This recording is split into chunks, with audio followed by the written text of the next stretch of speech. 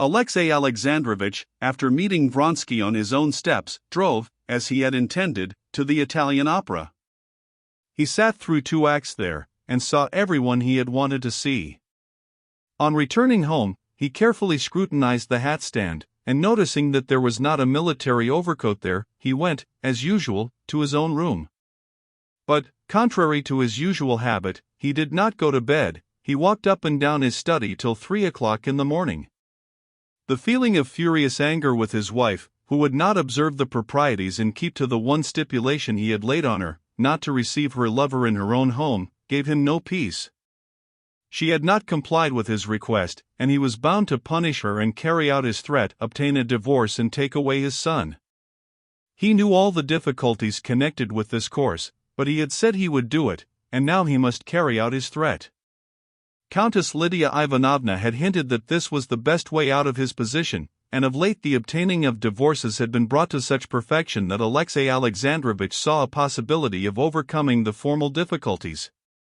Misfortunes never come singly, and the affairs of the reorganization of the native tribes, and of the irrigation of the lands of the Zaraysky province, had brought such official worries upon Alexey Alexandrovitch that he had been of late in a continual condition of extreme irritability. He did not sleep the whole night, and his fury, growing in a sort of vast, arithmetical progression, reached its highest limits in the morning. He dressed in haste, and as though carrying his cup full of wrath, and fearing to spill any over, fearing to lose with his wrath the energy necessary for the interview with his wife, he went into her room directly he heard she was up. Anna, who had thought she knew her husband so well, was amazed at his appearance when he went in to her. His brow was lowering, and his eyes stared darkly before him, avoiding her eyes. His mouth was tightly and contemptuously shut.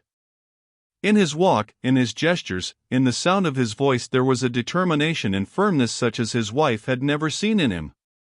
He went into her room, and without greeting her, walked straight up to her writing table, and taking her keys, opened a drawer.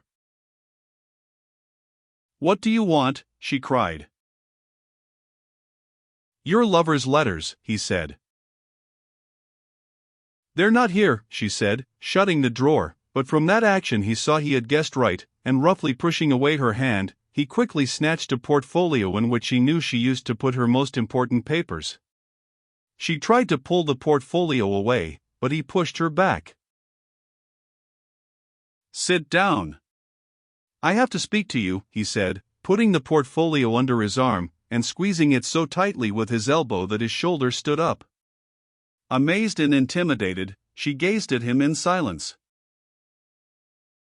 "I told you that I would not allow you to receive your lover in this house. I had to see him too." She stopped, not finding a reason. "I do not enter into the details of why a woman wants to see her lover. I only," she said, flushing hotly.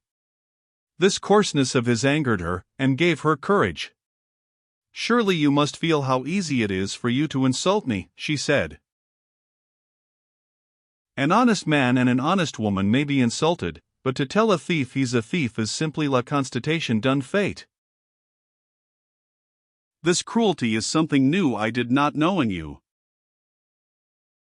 You call it cruelty for a husband to give his wife liberty, giving her the honorable protection of his name, simply on the condition of observing the proprieties. Is that cruelty? It's worse than cruel, it's base, if you want to know." Anna cried, in a rush of hatred, and getting up, she was going away. "No," he shrieked, in a shrill voice, which pitched a note higher than usual even, and his big hands clutching her by the arm so violently that red marks were left from the bracelet he was squeezing. He forcibly sat her down in her place. "Base. If you care to use that word, what is base is to forsake husband and child for a lover, while you eat your husband's bread." She bowed her head. She did not say what she had said the evening before to her lover, that he was her husband, and her husband was superfluous. She did not even think that. She felt all the justice of his words, and only said softly, You cannot describe my position as worse than I feel it to be myself, but what are you saying all this for? What am I saying it for? What for? He went on, as angrily. That you may know that since you have not carried out my wishes in regard to observing outward decorum, I will take measures to put an end to this state of things. Soon, very soon, it will end, anyway, she said, and again, at the thought of death near at hand and now desired, tears came into her eyes. It will end sooner than you and your lover have planned. If you must have the satisfaction of animal passion. Alexey Alexandrovich.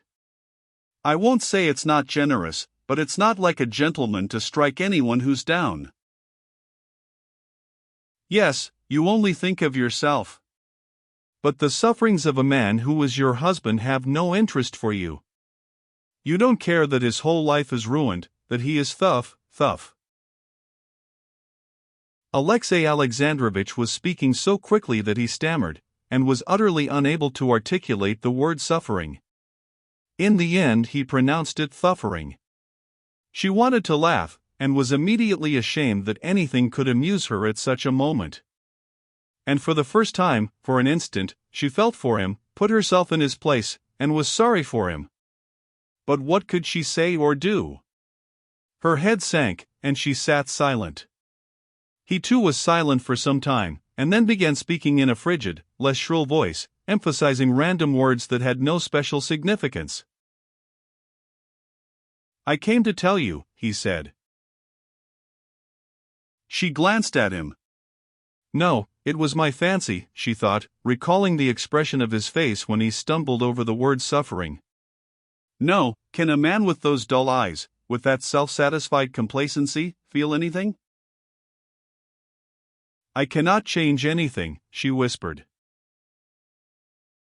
I have come to tell you that I am going tomorrow to Moscow, and shall not return again to this house, and you will receive notice of what I decide through the lawyer into whose hands I shall entrust the task of getting a divorce. My son is going to my sister's, said Alexey Alexandrovich, with an effort recalling what he had meant to say about his son. You take Seryoza to hurt me, she said, looking at him from under her brows. You do not love him. Leave me Seryoza. Yes, I have lost even my affection for my son, because he is associated with the repulsion I feel for you. But still I shall take him. Goodbye. And he was going away, but now she detained him. Alexey Alexandrovich, leave me Seryoza, she whispered once more.